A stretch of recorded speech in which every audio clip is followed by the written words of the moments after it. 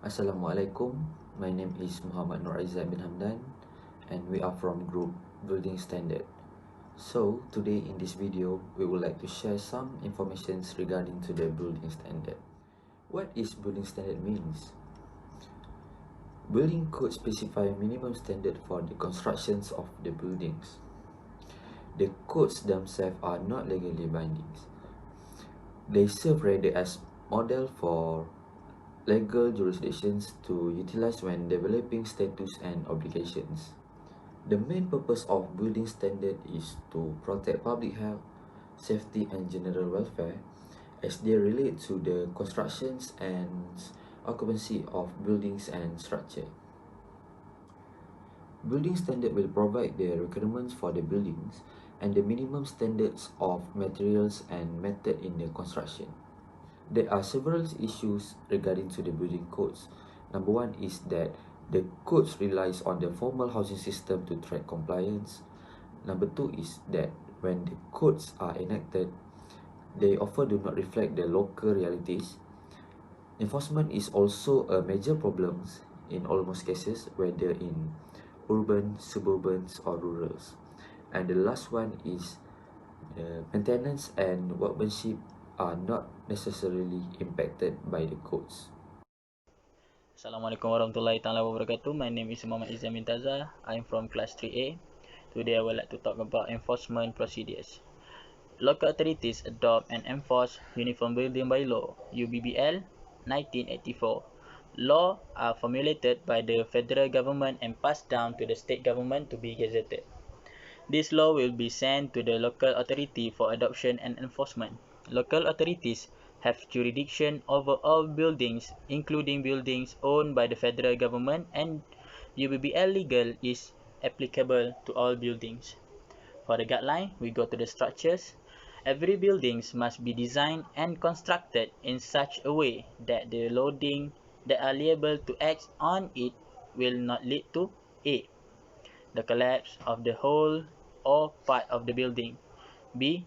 Deformation, which will make the building unfit for its intended use, unsafe, or cause damage to the other parts of the building or to fittings or to installed equipment. Compliance procedures. UBBL 1984 is a building code which provided the minimum requirements for the control and constructions. Also, UBBL also is gazetted by each state to be adopted and enforced by the local authority in a state.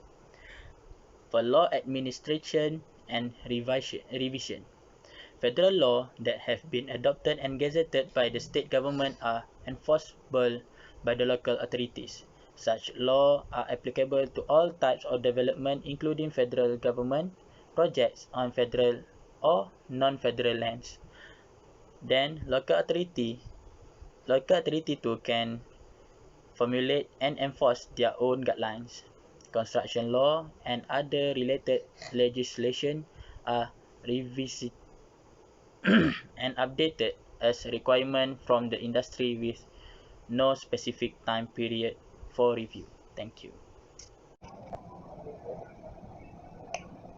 Hello, my name is Muhammad Ahmad bin Muhammad Hairi. I will continue the presentation about the guideline of UGI standard. Fire. First, compartmentation. Every UGI must be designed and constructed in such a way that in the event of an outbreak of fire within the building, fire has not inhibited from spreading beyond the compartment of origin until any occupant has had the time to leave the compartment and any fire containment measure has been indicated. Second, separation. Every building which is designed must have a use of material can prevent the fire spread from other building. This will make the many people can save their life when the fire incident happen. Third, structural protection. Every building must be designed as a structural protection of any material used for the construction. For example, when the fire accident happen, the structural protection of material like fire assistance can save many people when the people escape from fire. Because the fire assistance of material can be as a duration when the fire accident happen can prevent the building collapse early. Fourth, spread to neighboring building. Every building must be designed and constructed in such a way that in the event of an outbreak of fire with the building, the spread of fire neighboring building is big. And lastly, escape. Every building must be designed and constructed in such a way that as escape plan for the people to save their life when the fire accident happen. The escape plan or way must be measured because this is one requirement for the building plan followed by UBBL in Indonesia. That's all for me. Thank you. Hi, my name is Alicia. So today I'm going to talk about the guidelines and the environment. So basically environment there has 8 subtopic, which is the first one is site preparations, which is there consists of 2 harmful and dangerous substance and protection from random gas.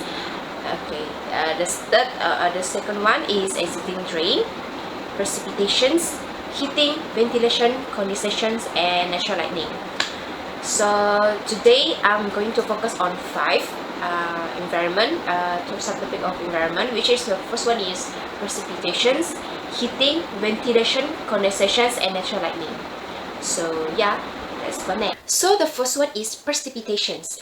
Every building must be designed and constructed in such a way that there will be a threat to the building or the health of the occupants as a result of moisture from precipitations penetrating to the inner face of the building. One is heating.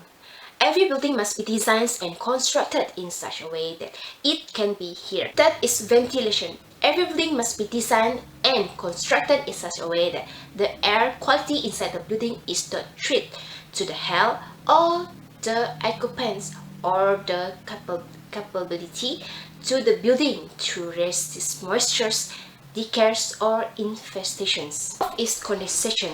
Every building must be designed and constructed in such a way that there will be not to be treated to the building or to the health of the occupants as a result of moisture caused by surface interstitial condensation. 5 is natural lighting. Every building must be designed and constructed in such a way that natural lighting is provided to ensure that the health of the occupants is not a threat. So yeah, that's all from me. Thank you. Okay, this is my first slide, which is the energy. The first one is policy. In every building must be designed and constructed in such a way that provision is made for energy conservation in accordance with the building standard circular on energy 2004.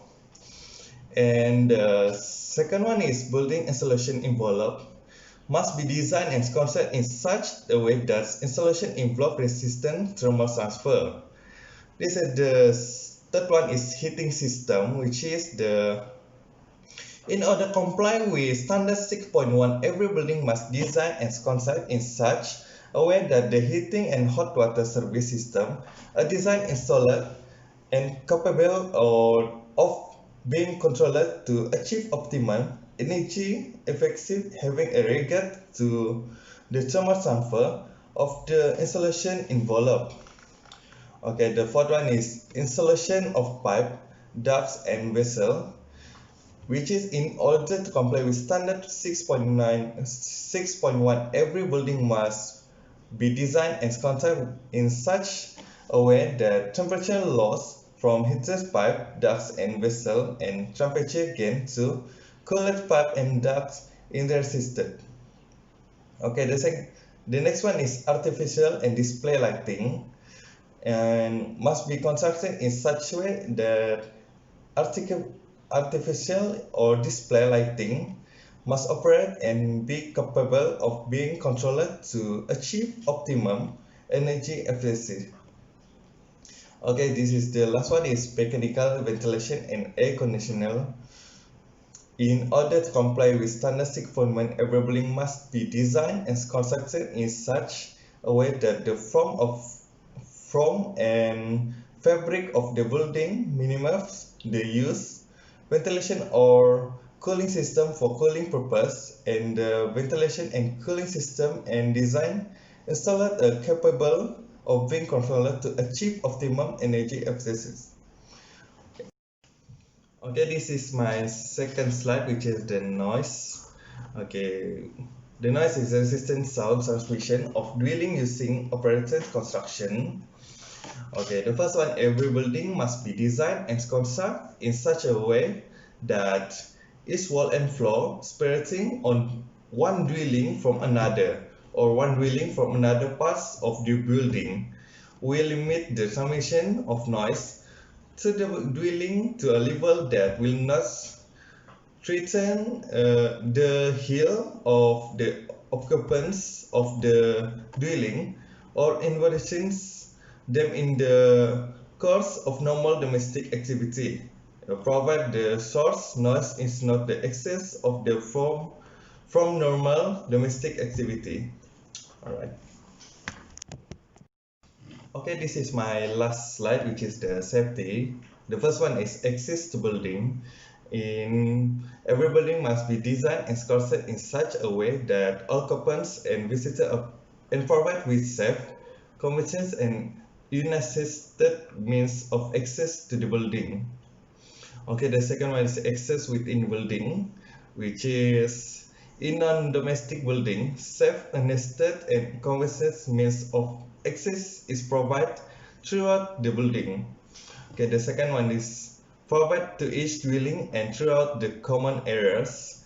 And the third one is to be used as a bedrooms must be accessible to wheelchair users. Okay, next the throughout the dwelling and to provide for visitors throughout at least one story and to sanitary facility. Okay, the second one is stair and ramps, which is that every building must be designed and constructed in such a way that every level can be reached safely and by stair and ramps. Okay, the next one is pedestrian protective barriers, which is the sudden change of the level that is accessibility in or around to the building is guarded by the provision of pedestrian protective barriers. Okay, this is the last one is electrical safety, which is the every building must be designed and constructed such a way electrical installation does not threaten the health and safety of the people in and around the building and become a source of fire. Okay, that's all. Thank you. Thank you to the presenter. Next, I want to tell about the function of PD standard. First, ensuring the public safety. Could reduce potential hazard, eliminate the threat of poorly designed or executed plan, reduce the risk of fatal flaw that could harm the inhabitant of a building. For example, in the case of natural disaster, the legislative jurisdiction will establish a code that protects the welfare and safety of people in the building. Next, providing public services. Building code additionally facilitate the provision of public service, for example, firefighter. They also ensure building engage well with the environment, taking into consideration of the building appearance, the stormwater runoff, noise, fire spread, and the backflow prevention in water system. Next, developing accessible structure. Federal law requires a building to provide equal access regardless of any individual limited capability.